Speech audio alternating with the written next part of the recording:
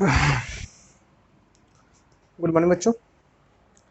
आज हम लोग नया चैप्टर शुरू करेंगे। इसका नाम है forms of business organization. Second chapter है बिजनेस स्टडीज का।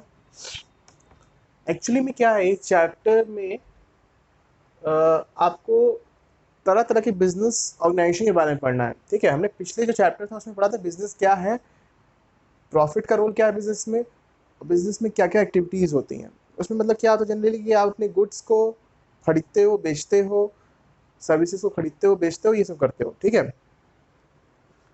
अब बिजनेस में क्या है कि बिजनेस के कई टाइप्स होते हैं।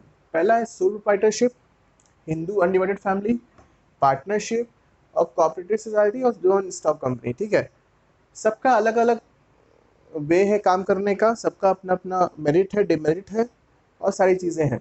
ठीक है, तो हम एक एक करके एक्सप्लेन करेंगे, लेकिन आज हम खाली सोल प्रोप्राइटरशिप के बारे में बात करेंगे।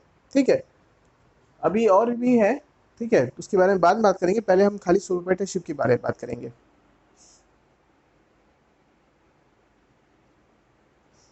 हम्म देखिए, सोल प्रोप्राइटरशिप का मतलब ही समझ लीजिए पहले।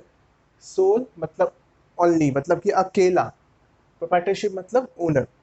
जब किसी एक आदमी के द्वारा बिजनेस चलाया जाता हो उसे हम कहते हैं सोल प्रोप्राइटरशिप। अगर मैं दुकान खोल रहा हूँ कोई चीज़ की, किसी भी चीज़ की शॉप खोल रहा हूँ और मैं ही उसमें डील करता हूँ, मैं सब कुछ कार्य कर रहा हूँ, मैं ही कैपिटल लगाया हूँ, दैट इज सोल प्रोप्राइटरशिप। ठीक है, इसके फीचर्स क्या है? फॉर्मेशन एंड क्लोजर पहला। ठीक है, पहला फीचर है फॉर्मेशन क्लोजर। देखिए, सोल पार्टनरशिप में फॉर्म करना बहुत ही आसान होता है, क्योंकि यहाँ पे आपका डिसीजन होता है कि आप किस वे में फॉर्म करना चाहते हैं, और इसको बंद करना भी आसान होता है। बंद करना जब जब चाहे आप बंद कर सकते हो, क्योंकि आप ही मालिक हो, आप ही सर्वा सर्वा हो। ठीक है, दूसरा पॉइंट क्या है? Sole risk and profit. अगर आप अकेले हो, अकेले बिजनेस स्टार्ट कर रहे हो, अकेले सारी चीज़ें कर रहे हो, तो हर चीज़ का रिस्क किसका है? आपका है। वो सारी चीज़ें आपको बेयर करनी पड़ेगी। लेकिन इस सब इसका फ़ायदा ये है कि आपको ही अकेले प्रॉफिट भी बांटना है। मतलब कि किसी और को शेयर नहीं करना है प्रॉफिट। जो भी प्रॉफिट होगा इस प्रोप्राइटरशिप का, वो आपको अकेले मिलेगा। दूसरा चीज़ है तीसरा चीज़ है दूसरा चीज़ है लाइबिलिटी। देखिए, लाइबिलिटी छूट गई थी। लाइबिलिटी क्या होती है कि देखिए, जब भी आप किसी से उधार लेते हो तो आप उसके लिए लायबल हो जाते हो। वो आपकी ऑब्लिगेशन हो जाती है कि आप उसको रिपे करेंगे।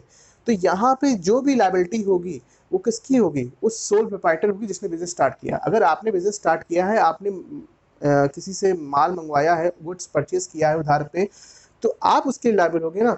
दुकान के जो सेल्स मैन है वो तो लायबल होंगे नहीं, तो पूरी तरह से आप लायबल होंगे। ठीक है, ये भी है। कंट्रोल, जब आपकी दुकान है तो कंट्रोल किसका होगा? आपका। आप सुबह 7 बजे दुकान खोलना चाहते हैं और रात को 9 बजे बंद कर देना चाहते हैं, तो वो आपका डिसीजन है। सुबह 12 बजे खोलना चाहते हैं और रात को 12 बजे बंद करना चाहते हैं, वो आपका डिसीजन है। क्योंकि कंट्रोलिंग पावर किसकी रहेगी? आपकी रहेगी। No separate entity.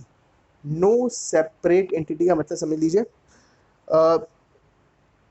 आपको एक बार चलिए अकाउंटेंसी में एक प्रिंसिपल बताया था, बिजनेस एंटिटी कॉन्सेप्ट।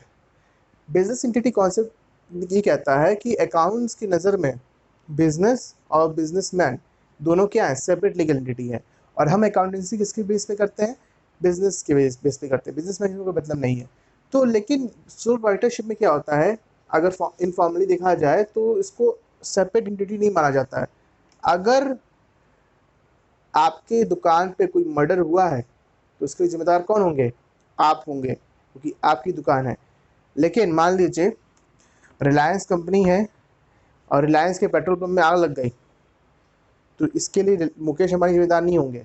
कंपनी में सेपरेट लीगल एंटिटी चलती है, लेकिन बिजनेस में सोल प्रोप्राइटरशिप में नहीं चलती है। ठीक है, sole proprietorship is not a separate legal entity. ठीक है, अगर कुछ भी हुआ है आपके दुकान पे या दुकान की वजह से, तो उसके लिए जिम्मेदार किसको माना जाएगा? आपको माना जाएगा। ठीक है, क्योंकि यहाँ पे एक ओनर है, 50 ओनर नहीं है। लेकिन कंपनियों में क्या होता है कि वो वहाँ पे 100, 100, हज़ारों ओनर होते हैं। ठीक है, तो वहाँ पे सेपरेट लीगल एंटिटी होती है, यहाँ नहीं होती। वो आगे चल के पढ़ेंगे अभी हम लोग कंपनी के बारे में, तब उसके बारे में बात करेंगे। नेक्स्ट है लैक ऑफ बिजनेस कंटिन्यूटी। अब देखिए भाई, बिजनेस चलाया कौन रहा है? आप चला रहे हैं। अगर आप हैं तो बिजनेस चलेगा, नहीं है तो बिजनेस वहीं बंद हो जाएगा। क्योंकि क्योंकि आप पे डिपेंड करता है सारी चीज़ें। लेकिन अगर पार्टनरशिप होती, कंपनी होती, तो कोई और हैंडल कर लेता। लेकिन यहाँ पे क्या है, केवल एक आदमी है जो चला रहा है बिजनेस। अगर उसकी डेथ हो जाए या उसको कुछ हो जाए तो उसके बाद बिजनेस क्या हो जाएगा, बंद हो जाएगा। तो कहने का मतलब ये है कि लैक ऑफ कंटिन्यूटी रहती है। अब कुछ मेरिट्स हैं सोल प्रोप्राइटरशिप की। पहले क्या है, क्विक डिसीजन मेकिंग। अब देखिए, अगर पार्टनरशिप में होते हैं तो आपको अपनी पार्टनर से भी रजामंदी लेनी पड़ती, कंसेंट लेनी पड़ती। लेकिन यहाँ पे ऐसा नहीं है। सोल प्रोप्राइटरशिप में आपको खाली अपने खुद से डिसीजन लेना होता है, तो सारी चीज़ें फटाफट होती हैं। ठीक है।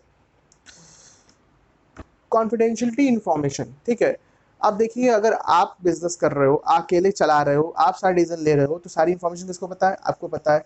तो अगर आप किसी को नहीं बता रहे हो तो वो सारी इन्फॉर्मेशन क्या हो जाएगी, कॉन्फिडेंशियल हो जाएगी। तो सोल प्रोप्राइटरशिप में कॉन्फिडेंशियल इन्फॉर्मेशन रखना आसान होता है। ठीक है। Direct incentive. डायरेक्ट इंसेंटिव मतलब होता है फ़ायदा, या फिर जो भी आपको बिजनेस से मिलता जुलता है, या फिर सैलरी के साथ जो भी इंसेंटिव मिलता है। जैसे कहने का मतलब ये है, जब कभी भी आप नौकरी करने जाएंगे, बड़ी जगह पे जाएंगे नौकरी करने, तो वहाँ पे इंसेंटिव मिलते हैं। इंसेंटिव मतलब ये है कि आपको काम करने के आने के लिए आपको अलाउंस मिल रहा है, बाकी सारी चीज़ें सर्विसेज मिलती हैं।